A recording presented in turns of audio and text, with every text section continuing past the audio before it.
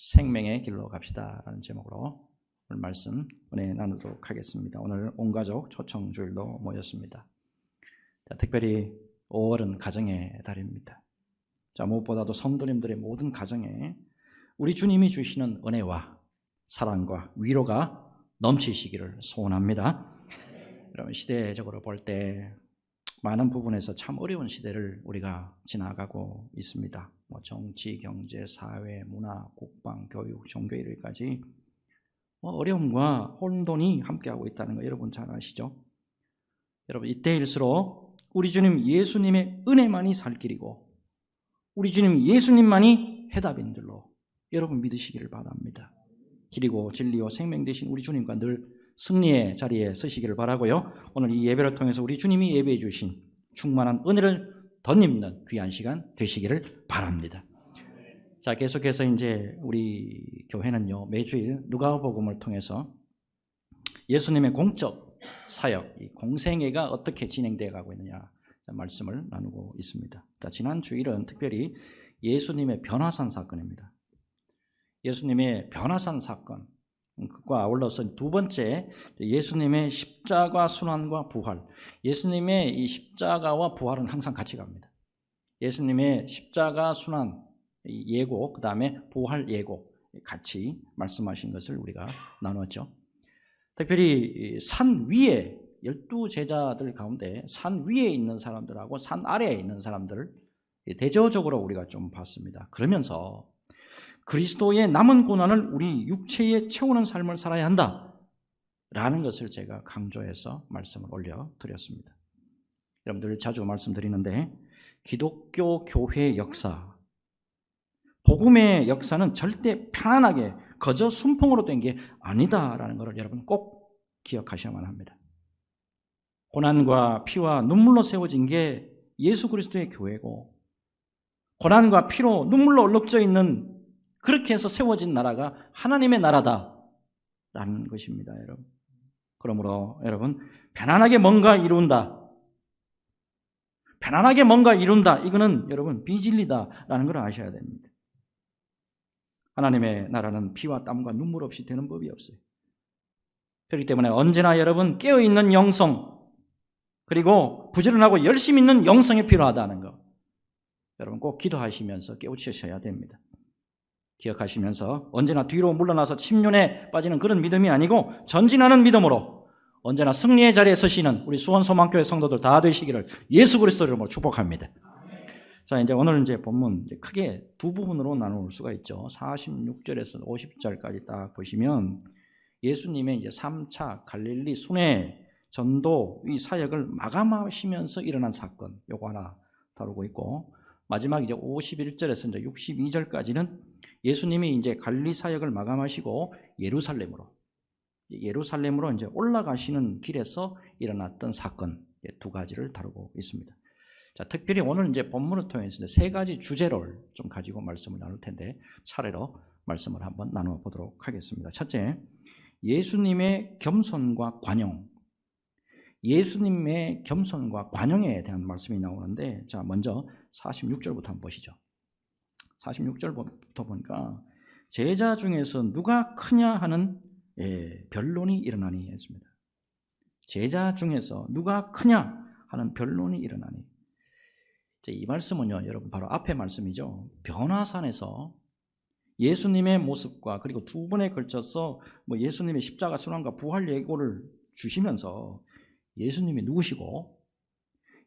누구시고 앞으로 사역이 어떻게 전개될 것이냐, 그리고 사역의 본질 이게 뭐냐, 이거 분명히 예수님이 보여주셨는데 제자들이 지금 하는 행동이 뭐냐면 하나님의 나라를 아주 세속적으로, 하나님의 나라를 아주 세상적으로 이해하고 있다는 것을 알 수가 있습니다. 제자 중에서 누가 크냐. 자, 영어 성경 갖고 계신 분 한번 보세요. Which of them would be the greatest? 이게 무슨 뜻이냐면 그들 중에 누가 가장 크게 될 거냐. 헬라어 원어로 보니까 그들 중에 누가 커야 하느냐 이렇게 되어 있습니다. 또 결국에 예수님이 지금 잠깐 계시지 않는 동안이에요. 예수님이 잠깐 지금 자리를 비운 사이에 제자들이 누가 가장 으뜸이 돼야 하는지, 누가 가장 위대하다고 인정받아야 되는지, 요거 지금 가지고 다투고 있습니다. 이런 교회 안에서 이게 다투어지고 이게 변론으로 이루어지는 건 이거는 교회 아닙니다. 이거는 세상하고 똑같아요. 자, 이에 예수님이 이걸 이제 다 아시잖아요. 자, 교훈하시기 위해서 그 당시 유대 사회에서 가장 천시하던 부류 중에 한 부류가 누구냐면 어린아이예요. 우리가 잘 아는 것처럼 어린아이는 인구조사하면 인구조사 그 숫자에도 들어가지도 않아요. 어린아이 하나를 데려옵니다. 자, 그리고 예수님 곁에 세우시고, 자, 이렇게 이제 말씀하십니다. 48절. 그들에게 이르시되 누구든지 내 이름으로 이런 어린아이를 영접하면 곧 나를 영접함이요. 또 누구든지 나를 영접하면 곧 나를 보내신 이를 영접함이라. 너희 모든 사람 중에 가장 작은 그가 큰 자니라. 특이한 게 나오죠.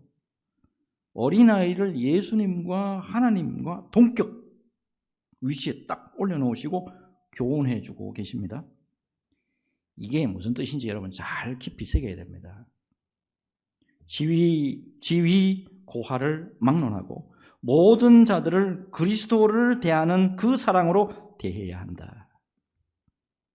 지위 고하를 막론하고 모든 사람들을 예수님을 대하는 그 사랑으로 대해야 한다 라는 뜻으로 말씀하시는 거예요.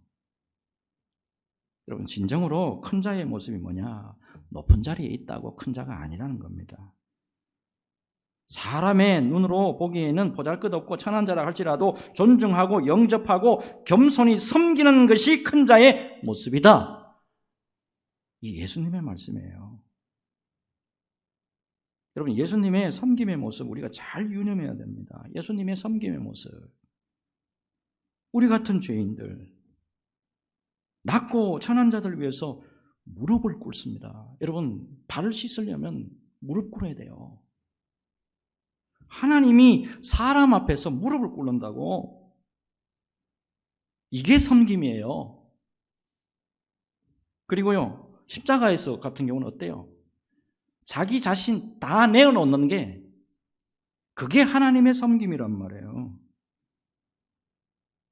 결국에 예수님의 섬김을 본받는다. 이거는 뭐냐면 지극히 작은 자 한 명이라도 예수님의 이름으로 잘 섬겨야 한다는 그런 의미도 되겠고, 놀라운 것은 주님은 그런 사람을 큰 자다라고 인정해 주신다는 사실입니다. 여러분 세상 나라의 서열요, 세상 나라의 서열은 자리에 높고 낮음에 그게 기준이 될지는 모르겠지만 하나님 나라의 서열은 그게 아니다 이 말입니다. 교회 다니면서 하나님 나라의 서열, 하나님의 이 법칙도 몰라서는 안 된다 이 말이에요.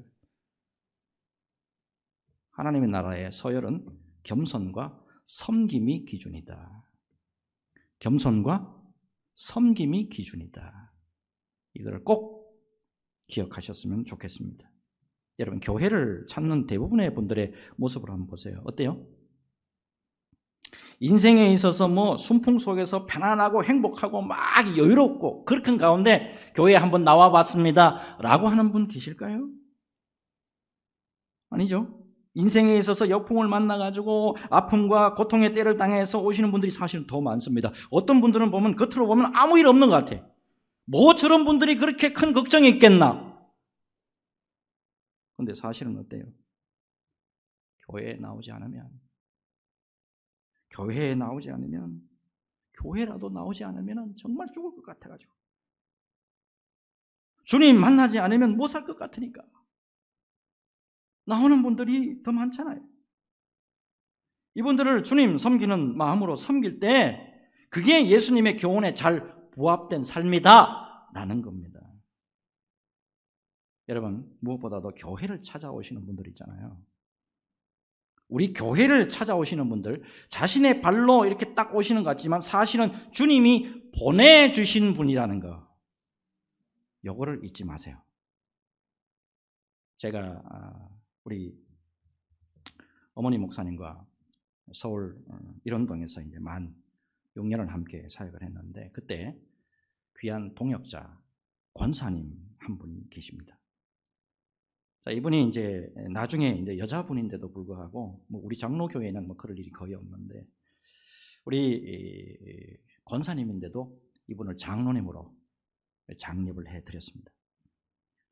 이분에게 두 아들과 딸이 있었는데 큰아들이 조현병, 정신분열증 환자였는데 안타깝게도 일찍 천국으로 보내고 나머지 자녀들을 위해서 참으로 뭐 열심히 기도하고 교회를 위해서 참 귀한 헌신을 하신 분이기도 하십니다.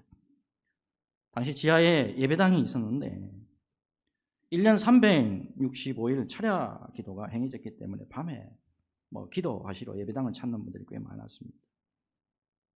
근데 이 기도의 목적이 아니고 가끔 끼니를 해결할 목적으로 찾아오시는 노숙자분들도 없지 않아 있었습니다. 놀랍게도 그 권사님, 노숙자가 지하 예배당으로 들어오잖아요. 오늘같이 비가 오고 이렇게 칙칙하고 눅눅하잖아요. 이러면 평소에 이분들이 잘 씻지 않는 분들이기 때문에 몸에 냄새가 보통이 아닙니다. 근데 얼굴 한번 변하지 않으시고 그분들 다 받아가지고 식사 대접을 해 주시더라. 단 한 번도 다음에 오세요. 오늘 먹을 게 없습니다. 다음에 오세요. 라고 그냥 돌려보내는 거 한 번도 못 봤어요, 저는. 놀랍게도 그런 노숙자를 잘 대해드리고 나면은 그 다음 주일에 반드시 교회에 등록하는 분이 생기기도 하고 교회에 귀한 분들로 채워지는, 그분으로 말미암아 채워지는 그런 일이 있더라고요. 나중에 그 권사님이 이런 말씀하시더라고요. 언젠가 노숙자 한 분이 왔는데 그때 그냥 돌려보낸 적이 있습니다. 근데 그날 밤에 기도하는데 주님의 음성이 들렸습니다. 내가 보낸 자를 왜 그냥 돌려보냈느냐. 깜짝 놀랐대요. 책망한 음성을 그때 처음 들었답니다. 그래서 우리 예배당을 찾으시는 분들 그 후 절대로 그냥 돌려보내지 않았습니다. 라고 하시더라고요. 여러분, 우리 교회를 찾아오시는 분들 모두 우리 주님이 보내주신 분들입니다. 여러분 꼭 기억하시고 주님이 보내주신 한 분 한 분에게 최선을 다해서 아름답게 섬기는 것이 우리 믿는 사람의 본분입니다. 명심하시고 주님의 뜻을 귀하게 받드는 우리 수원 소망교회 성도들 다 되시기를 예수 그리스도 이름으로 축복합니다. 자, 이제 아울러서 이제 다음 말씀으로 넘어가겠는데 49절을 한번 보시겠는데 49절 보면 제자들이요 자신의 무리 가운데 있으면서 예수님의 이름으로 귀신 내쫓는 걸 보고 못마땅하게 생각합니다. 기가 막혀요. 49절을 다시 한번 봅시다. 보면 자, 요한이 여짜오되 주여 어떤 사람이 주의 이름으로 귀신을 내쫓는 것을 우리가 보고 우리와 함께 따르지 아니하므로 금하였나이다. 자, 요한 형제가 누구죠? 자, 요한 하면 같이 따라오는 형제가 야고보예요. 야고보. 마가복음 3장 7절을 보면 예수님이 이 두 사람에게 별도의 별명을 붙여줍니다. 별명이 뭐죠? 우레의 아들, 천둥의 아들이랍니다. 성질이 급하고 과격하고 고약했던 것 같습니다.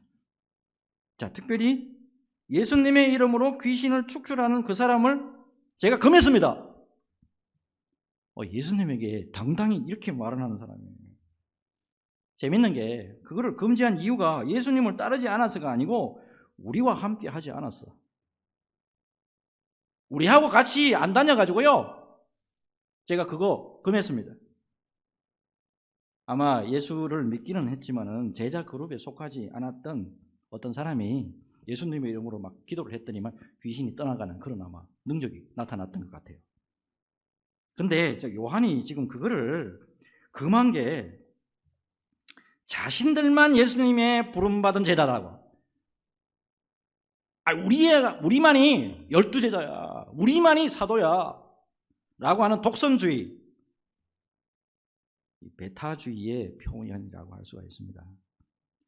자, 예수님이 분명히 말씀하시잖아요. 금하지 말아라. 금하지 말아라. 결국 여러분 예수님을 중심으로 해서 눈에 보이지 않는 이 울타리 이거 치지 말라는 거예요. 광범위한 불가시적인 영역 안에 또 다른 제자들, 예수를 잘 믿는 제자들이 있다라는 겁니다. 여러분 여기는 우리만의 세계야. 여기는 우리만의 세계야. 이거 함부로 울타리 치지 말아야 한다는 겁니다. 총신대학교 제가 신대원 졸업하고 석사하고 박사 과정을 좀 더 공부를 좀 해야 되겠다 싶어서 공부를 좀 더 했습니다. 자, 그래서 이제 우리 교단에 이제 신학을 이제 같이 이제 공유하는 분들이 모여가지고 뭐 학술 대회를 연다고 해가지고 다른 교단입니다. 다른 교단의 모 신학 대학교에 이제 몇 번 간 적이 있습니다. 자, 이 신학 대학교 이게 참 문제인데 조직 신학 교수님 가운데 예수님이 동정녀 마리아에게서 태어났다. 이거 안 믿는 분이 계셨어요. 신학교입니다. 그리고 WCC 혼합주의, 종교 혼합주의를 옹호하는 분들이 거의 대부분이에요. 그래서 그곳에 솔직히 가기 싫었어요. 저도 이제 겪어보신 분은 아시겠지만 상당히 제가 고지식하고 상당히 제가 좀 외골수적인 기질이 좀 있잖아요. 하지만 학술대회에 참석을 해야 점수 준다 라고 해가지고 할 수 없이 꼭 참고 이제 간 거예요. 근데 그 대학교 교수님 가운데도 많은 분들이 생각보다 훨씬 더 보수적인 분들이 있더라는 거예요. 그 가운데서도 개혁주의에 정통한 분들이 많다는 것을 그때서야 깨달았다니까요. 우리 교단요, 솔직히 지나치게 우리 교단은 어떻습니까? 신학적인 울타리를 딱 치고 우리하고 다르면 좀 용납 못하는 그런 배타주의적인 모습이 좀 강합니다. 솔직히 그렇습니다. 자, 어쨌든 그때 경험으로 제가 많이 좀 바뀌었습니다. 생각보다 훌륭한 주님의 제자들이 다른 곳에서도 있구나. 이때 많이 있구나. 라는 것을 깨달았습니다. 여러분 이거를 꼭 유념하시고 주님 안에서 넓은 관용으로 주님은요 이렇다 저렇다 저 사람 이 사람 많은 사람들을 품어주셨지 너는 내 편이 아니야 그리고 절로 가라고 한 적 한 번도 없습니다.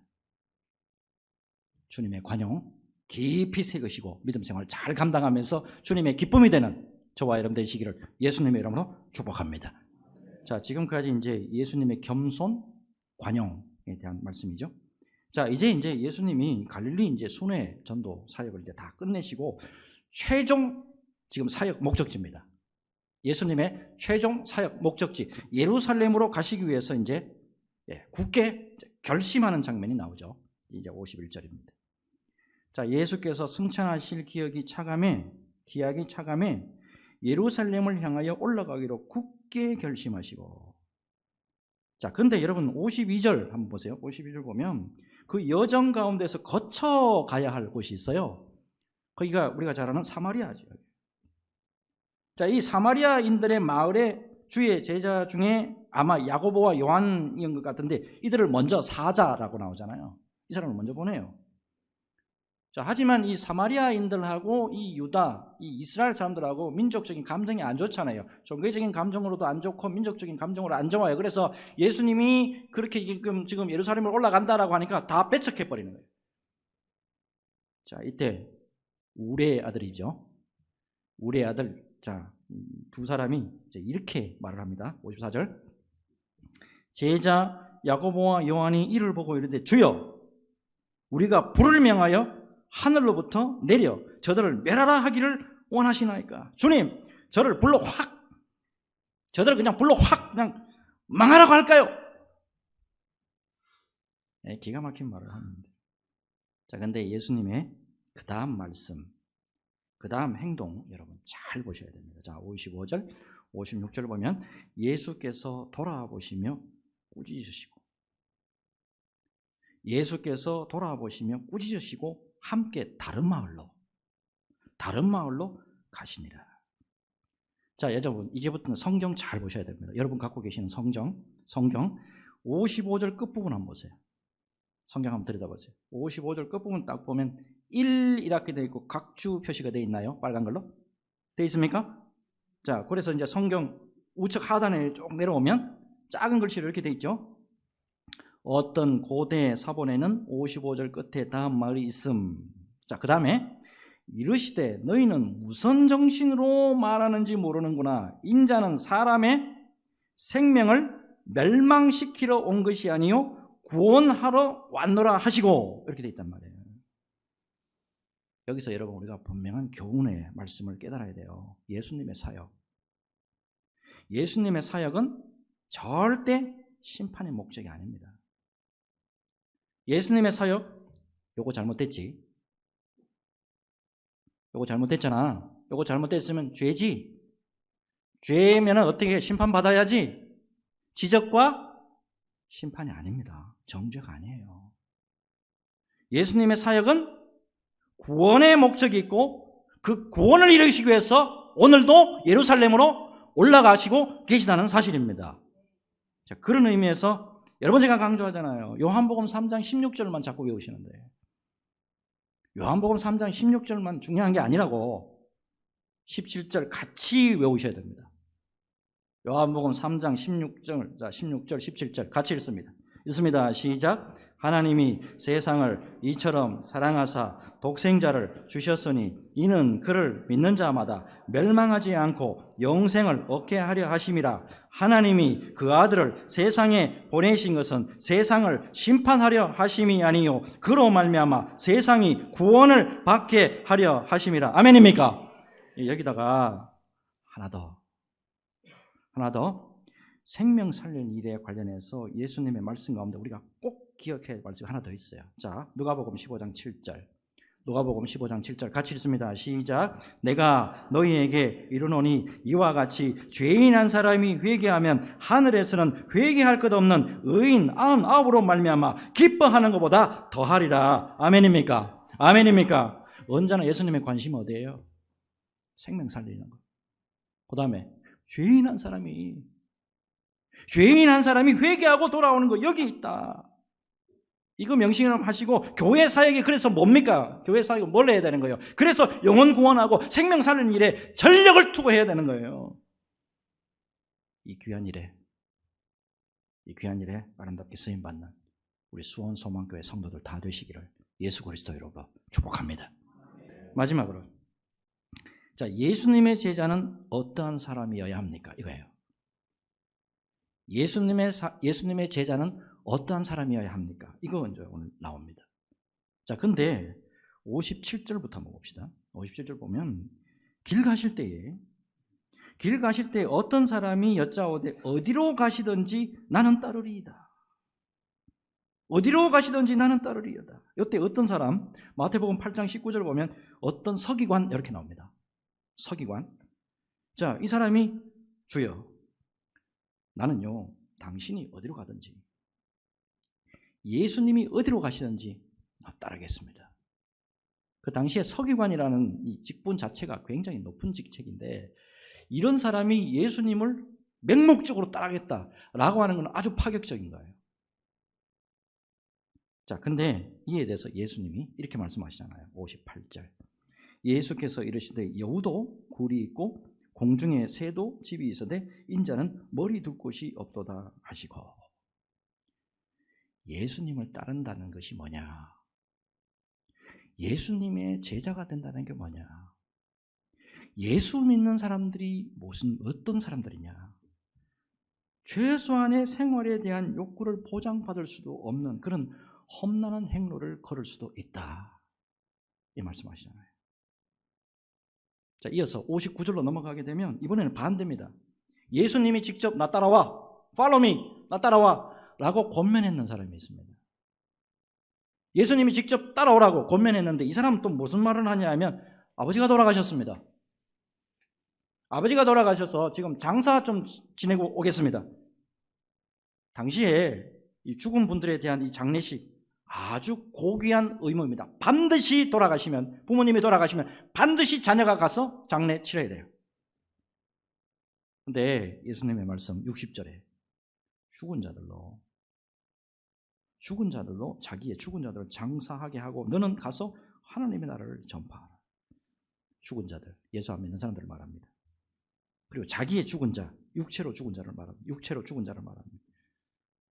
특별히 이 말씀은 부친의 장례식, 아버지 장례식은 불신자들이 그냥 맡기고 너는 가서 하나님의 나라 복음을 전거해라. 사명 감당해라. 어떻게 보면 어떻습니까? 애비도 없고 애미도 없는 비윤리적인 그런 말과 행동인 것 같습니다. 근데 이거 오해하시면 안 됩니다. 예수님의 말씀은 뭐냐면 제자의 삶에 있어서 priority, 우선순위가 뭐냐? 지금 이 말씀하고 있는 거예요. 아울러서 결론적인 말씀이 62절 같이 읽습니다. 62절 같이 읽습니다. 시작. 예수께서 이러시되 손에 쟁기를 잡고 뒤를 돌아보는 자는 하나님의 나라에 합당하지 아니하니라 하시니라. 자, 예수 믿고 따르는 제자는 두 마음 품어서는 안 돼. 두 마음 품어서는 안 돼. 예수님의 은혜를 입고 제자가 되었다면 변함없는 믿음으로 전진하는 저와 여러분들이 되어야 한다 라는 말씀이 되겠습니다. 여러분 무엇보다도 여러분 꼭 기억해야 될 게 있어요. 우리 모두가 예수님의 놀라운 은혜를 입은 사람이들이다. 우리는 예수님의 놀라운 은혜를 입은 사람들이다. 이거 절대 잊으시면 안 됩니다.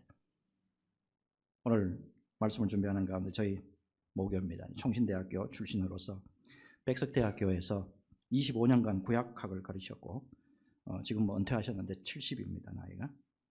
그럼에도 불구하고 지금도 왕성하게 주님의 복음을 전하고 계시는 류호준 목사님이라고 계십니다. 류호준 교수님이라고도 굉장히 유명한 분인데 이분이 작년에 쓴 책이에요. 자, 시시한 일상이 우리를 구한다. 시시한 일상이 우리를 구한다. 이 책 앞에 좀 읽다가 제가 완전히 그냥 감동 먹었어요. 류호준 목사님이 고등학교 1학년 때입니다. 막내 외삼촌이 사준 국밥 한 그릇. 막내 외삼촌이 한 분 계신데 이분이 국밥 한 그릇 사줬는데 이제 이 이야기를 이 책에서 시작을 합니다. 목사님의 이제 아버지가 고등학교 1학년 때 백혈병으로 그만 일찍 돌아가십니다. 그러니까 당연히 가세가 기울고 생활이 힘들어지죠.